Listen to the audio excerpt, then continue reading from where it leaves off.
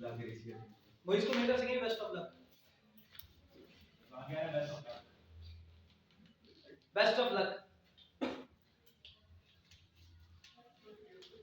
तो मुझे शायद 10 दिन के लिए ऑफ लेना पड़ेगा कॉलेज से, मतलब उसमें इशू ये होता है कि हमारा रात का सारा काम होता है, तो जब मैं रात को उधर हुआ करूंगा, तकरीबन हमारा रात को 10 बजे से लेकर सुबह 7 बजे तक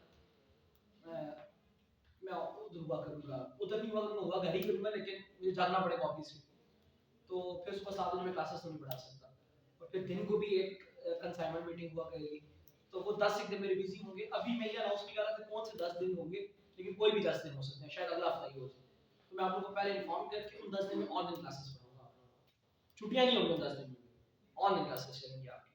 10 दिन का मतलब एक 5 छुट्टियां होंगी, Monday Tuesday Wednesday Thursday Friday 5 छुट्टियां, सैटरडे संडे तो वैसे ही ऑफ होता है, 2 सैटरडे संडे पिछले, 2 अगले, फिर बाद में 5 दिन, इस तरीके से हम उसको प्लान करेंगे।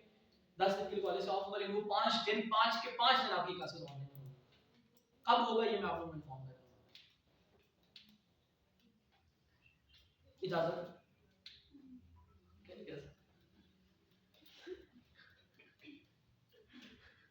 नहीं, इजाजत है आपको, मसला एक बार पे शो में तो सीएमए का सिलेबस तो आपको पता चल जाएगा, ये तो आपका टाइम से पहले खत्म हो जाएगा, बाकी ज्यादा अफरान की बात है वो भी टाइम से पहले ही खत्म होगा, टाइम 30 जनवरी है ना आपका, 30 जनवरी से पहले सारे सिलेबस खत्म हो गए, इसकी टेंशन नहीं जी।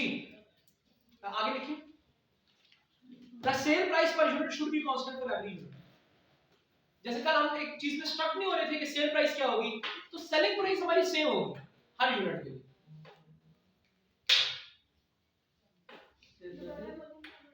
Sale price per unit is constant for every unit of product sold.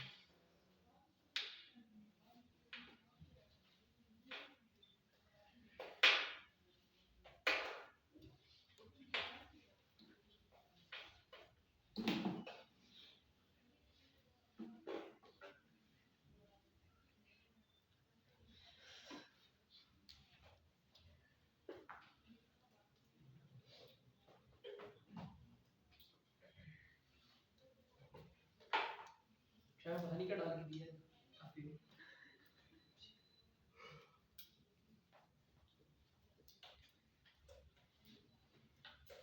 जी।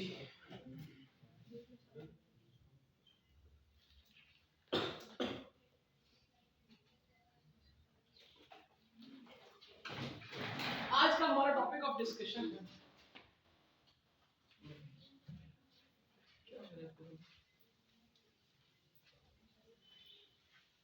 रोजिया लाल करना तो यार मुझे एक दिन से क्या ही हो जाएगा। आगे ठंड मजीद बढ़नी है मेरे भाई, अभी तो सुबह ही शुरू हुई, सुबह सुबह जब मैं उठा ना पड़ता है।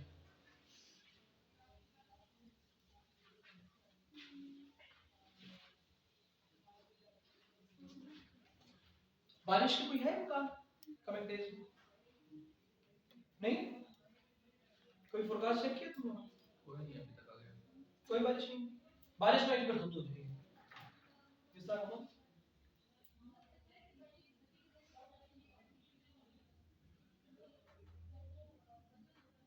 प्यार मोहब्बत से बात कर दरमियाना। आज का हमारा टॉपिक ऑफ डिस्कशन है मल्टी प्रोडक्ट।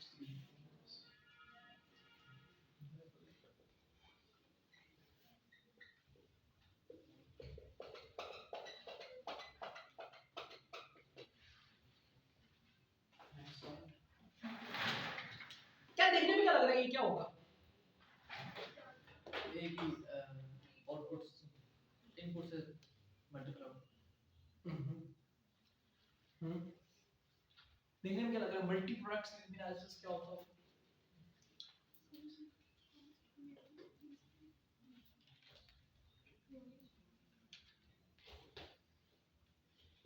एक लाइन लिखिए,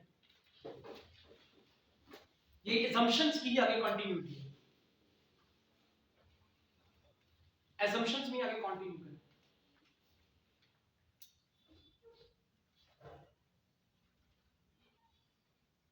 The change in volume of sales, the change in volume of sales doesn't affect doesn't affect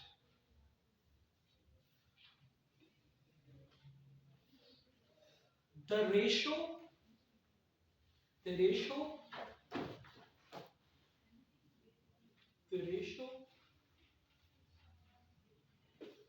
in which different products are being sold. अगला पेज कराए भी दिया उसी पेज पे नीचे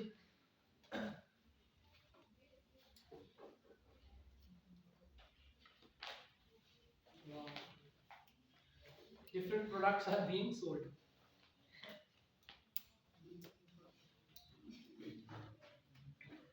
रीना ऐसे तो क्या कर रही है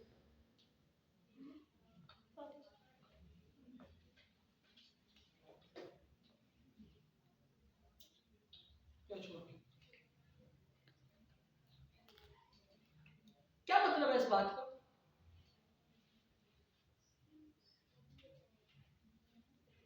मतलब दोनों डिफरेंट प्रोडक्ट अगर आप 50-50 की रेशो से प्रोडक्ट्स को बेच रहे हैं फॉर एग्जांपल आपकी कुर्सियां भी है टेबल भी है आप अगर 100 कुर्सियां बेचते हैं तो 50 उसमें से 100 यूनिट्स बेचते हैं तो 50 कुर्सियां बेचते हैं 50 टेबल बेचते हैं तो वो कह रहे हैं कि वॉल्यूम जू बढ़ता जाएगा फॉर एग्जांपल 500 यूनिट सेल हो गए 1000 यूनिट सेल हो गए 1500 यूनिट हो गए 1 लाख यूनिट्स हो गए रेशो कुर्सियों की और टेबल्स की सेम रहेगी कैसे सेम रहेगी यानी 50-50 1 लाख हुआ तो 50,000 कुर्सियां 50,000 100 है तो 50 टेबल्स 50 चेयर्स समझ आए कि वॉल्यूम के बढ़ने से आपकी रेशो इफेक्ट नहीं वॉल्यूम के बढ़ने से आपकी रेशो इफेक्ट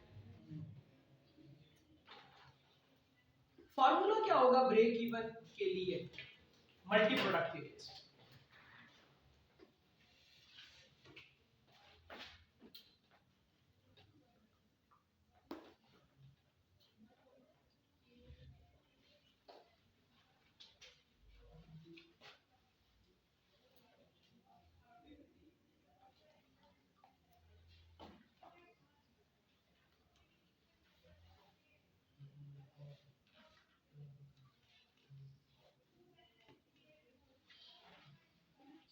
कंट्रीब्यूशन पर बैच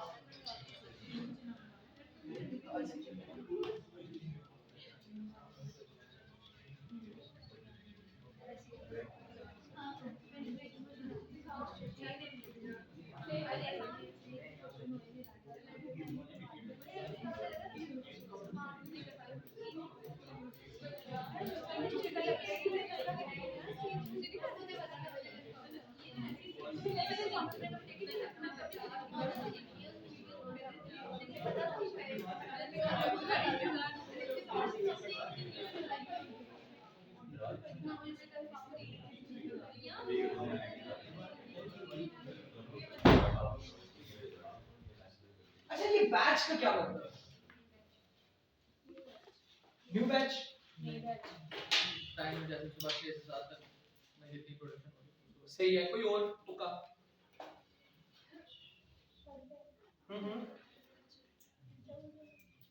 तो 6 बजे के बैच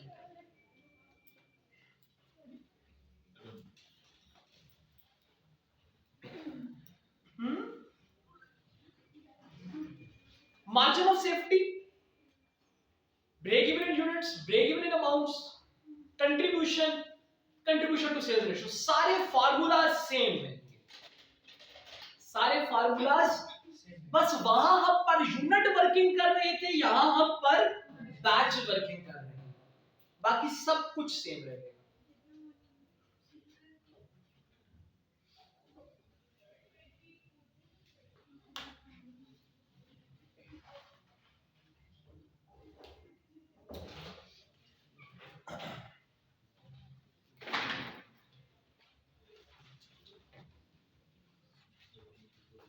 आप लोग के इंटरनेट वाला चल रहा है?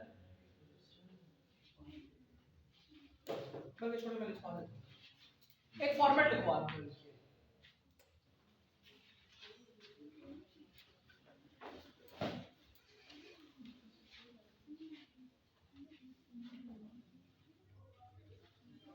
एक से ज्यादा प्रोडक्ट होंगे इस बात में तुम्हारा इत्तेफाक है, क्योंकि मल्टी प्रोडक्ट्स ही एक प्रोडक्ट 1 क्या है और एक 2 क्या है, प्रोडक्ट्स एक से ज्यादा, हर प्रोडक्ट की एक सेलिंग प्राइस होगी,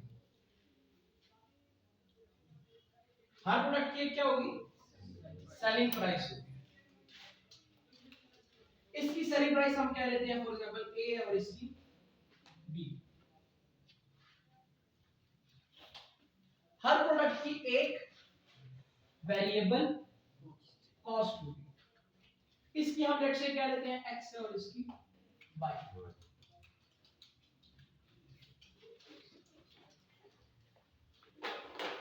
इन दोनों को मैनिपुलेट करने से हमारे पास क्या आ रहा होगा, कंट्रीब्यूशन। लेट से हम कहते हैं क्या बच गया, इसकी सी है, इसकी टी है, और ये कैसे है, a माइनस एक्स से, और ये कैसे है, b माइनस वाई।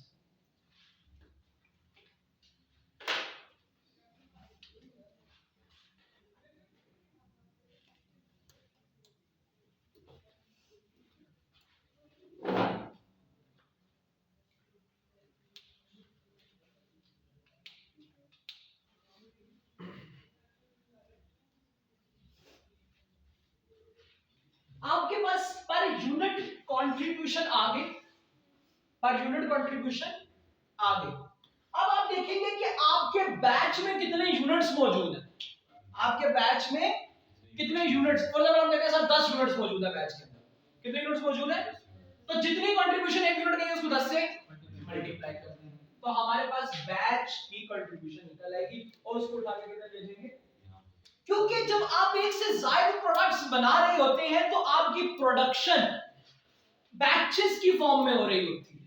10 प्रोडक्ट्स हमने उठा के डाल दिए टेबल्स के, 10 उठा के डाल दिए चेयर्स के, तो ये मिलके हमारा एक बैच बनेगा, जिसमें हमारे दोनों टाइप की प्रोडक्ट भी हो सकती है, एक टाइप ऑफ प्रोडक्ट भी हो सकता है, but the working will flow in batches. तो हमने ब्रेक इवन भी बैचेस की फॉर्म में कैलकुलेट करना है।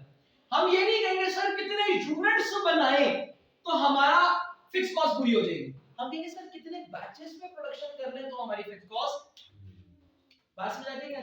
हाँ, एक बात और, अगर फॉर एग्जांपल एक बैच में 10 यूनिट है, एक बैच में 10 यूनिट है और आपका ब्रेक इवन 15 यूनिट्स में पूरा हो रहा है, सर आप 15 यूनिट नहीं कहेंगे, आप 2 बैच पूरे डालेंगे, क्योंकि 5 यूनिट्स बन ही नहीं सकते आपके एक बैच में, 10 है लाजमी है, इकट्ठे एक ही दाव पे कितने यूनिट्स बनेंगे, 10 बनेंगे। ये बैच है। जब आप एक से ज्यादा प्रोडक्ट्स पे अपनी वर्किंग को परफॉर्म कर रहे होते हैं तो आप बैचेस में प्रोडक्शन कर रहे होते हैं, तो पर यूनिट प्रोडक्शन कर ही नहीं सकते।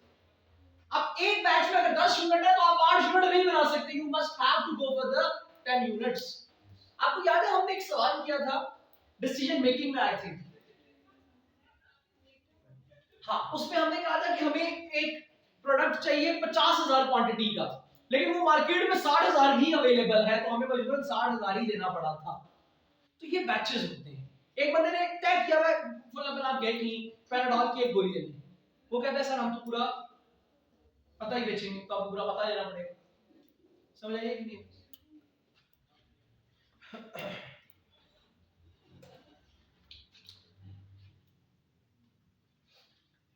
अब जब ब्रेक इवन के बैचेस कैलकुलेट हो जाएंगे, आपने यहां से क्या निकाल लिया, ब्रेक इवन बैचेस निकाल लिए, ठीक है। ब्रेक इवन बैचेस को कैलकुलेट करने के बाद अगर कोई आपसे कहे ब्रेक इवन यूनिट्स कैलकुलेट करो तो बड़ा आसान हो जाएगा। कैसे कैलकुलेट करेंगे, क्या कर देंगे, यूनिट्स पर बैच से क्या कर देंगे, 100 बैच बन रहे हैं जी, और हर बैच में कितने यूनिट्स होते हैं, 10, तो डिवाइड करेंगे तो क्या आएगा, 10 आएगा, और 10 पर मल्टीप्लाई। ब्रेक इवन के बैचेस आ गए, 100 बैच है, हर बैच में 10 यूनिट है, कितने यूनिट है, तो इसका मतलब ब्रेक इवन में कितने यूनिट चाहिए, 100 * 10 1000। अब बात को समझिएगा, एक सवाल उठता है सर यहां पे जो काम किया यहां इसको अनडू कर दिया, करने का फायदा क्या था। मसला ये था अगर आप ब्रेक इवन कंट्रीब्यूशन पर यूनिट के हिसाब से निकाल रहे होते, फिर एक छोटा सा मसला आता, बैच में अगर आप 100 बैच है 1000 यूनिट्स बना रहे हैं, तो ये भी हो सकता है कि इससे 950 यूनिट्स आंसर आ जाता। अब 950 यूनिट्स हम बना ही नहीं सकते, तो इसका ऑटोमेटिकली मतलब ये हो जाएगा कि हम उतने ही यूनिट्स को ब्रेक इवन समझे जो हम बैचेस की फॉर्म में कंप्लीट कर सकते हैं। अगर हम बैच फॉर्म में 1000 यूनिट बना सकते हैं तो अब ब्रेक इवन इज 1000, चाहे वो 990 हो चाहे वो 910 ही क्यों ना हो, हमें 1000 यूनिट्स पूरे बनाने पड़ेंगे क्योंकि ब्रेक इवन 910 में पूरा हो रहा है। भाई वो जो 900 से ऊपर 100 यूनिट्स है ना, हमें 10वें यूनिट में फिक्स कॉस्ट पूरी कर लेनी है, 10वें यूनिट में फिक्स कॉस्ट, लेकिन हमने तो पूरा बैच बेचना है ना। जब हम 10 यूनिट बेचेंगे तो 7 नंबर ऑटोमेटिकली बिक जाएंगे, तो हमारे तो पूरे 100 के 100 लग गए, तो वो पूरे 100 बिकेंगे तो हमारी फिक्स कॉस्ट पूरी होगी, है कि नहीं।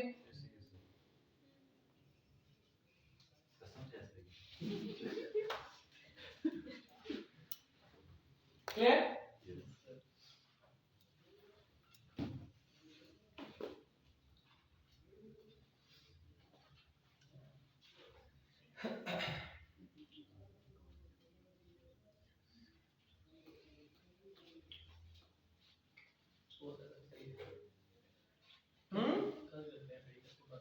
खत्म हो गया सीवी आपका भाई,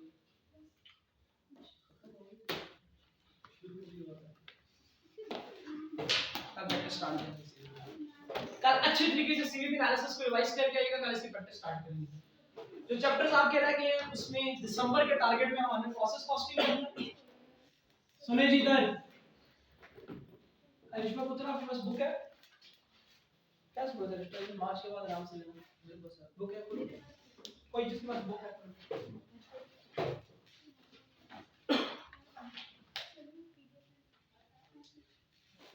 मुझे कॉन्टेक्स्ट बोलते जो चैप्टर नंबर 1 बोलो, इन्वेंटरी वैल्यूएशन, आगे इन्वेंटरी मैनेजमेंट, ओवरहेड्स हमारा हो गया, एक्टिविटी बेस्ड कॉस्ट, जी ठीक है, आगे लेबर कॉस्टिंग, जी ठीक है, आगे कॉस्ट फ्लो एंड प्रोडक्शन, जी ठीक है, आगे जॉब एंड सर्विस कॉस्टिंग, जी आगे प्रोसेस कॉस्टिंग, जी जॉइंट एंड बाय-प्रोडक्ट कॉस्टिंग, जी ठीक है, उसी के साथ आ गया marginal costing observation, marginal costing और absorption costing, standard costing, variance analysis, standard costing और वैरिएंस ये हो गया, आगे टारगेट कॉस्टिंग, जी आगे जी रेलेवेंट कॉस्टिंग, जी डिसीजन मेकिंग। बस इधर देखें जी, आपकी 50% ऑफ द सीएमए क्या है, ओवरहेड्स, मार्जिनल कॉस्टिंग, ये क्या लिखा था एसी, अच्छा ये मार्जिनल कॉस्टिंग का लिखा है, ठीक है ये CVP, relevant costing, decision making, inventory management, process costing और इन्वेंटरी वैल्यूएशन। इन्वेंटरी वैल्यूएशन नहीं, वैरियंस एनालिसिस। 1 2 3 4 5 6 7 8 9, ये 9 चैप्टर्स आपका मेजर सीएम है, 50% ऑफ द सीएम है, जिसमें से हमारे कितने रह गए, 3। ये 3 चैप्टर्स हम इंशाल्लाह दिसंबर में कंप्लीट करके जनवरी में लेंगे। जनवरी में आपको जो बहुत ज्यादा चैप्टर नजर आ रहे हैं, ABC, labour costing, cost on production, job and service, inventory valuation, chapter 7 IT है, फाइफो मेथड, एफओ मेथड, वही सारा कुछ नहीं आने सीखा। ठीक है, एबीसी ओवरहेड्स अगर आते हैं तो हलवा, कुछ भी नहीं। एबीसी आपका आधे घंटे का है, ओवरहेड्स पढ़ा देना हम तो पहले एबीसी पढ़ाने से पहले ओवरहेड्स पढ़ो। लेबर कॉस्टिंग ओवरहेड्स के साथ ही पढ़ाऊंगा, ओवरहेड्स के बगैर लेबर कॉस्टिंग हो ही नहीं सकती, इसलिए लेबर कॉस्टिंग ओवरहेड्स से हट के पढ़ाऊंगा। फिर एबीसी, कॉस्ट ऑन प्रोडक्शन, आपकी सारी आईडीए की डबल एंट्रीज दोबारा करवाई and same for the job service. तो ये जो 4 चैप्टर है इनको तो भूल जाए, ये तो बहुत आसान चैप्टर है, टोटल आपके 2 से 3 दिन के चैप्टर। चैप्टर मजे का प्रोसेस कॉस्टिंग है, वेरियस एनालिसिस है। अगले 2 चैप्टर्स हमारे यही होंगे इंशाल्लाह। बेशक आप किसी रैंडम बंदे से जाकर पूछना, मुझे कहना मेरा सीवीपी हो गया, डिसीजन मेकिंग हो गया, रेलेवेंट कॉस्टिंग हो गया, ओवरहेड हो गया, मार्जिनल कॉस्टिंग हो गया, ऑप्शनल कॉस्टिंग हो गया, मैं किस स्टेट में हूं, तो आपको बता देगा किस स्टेट में पहले स्टेट।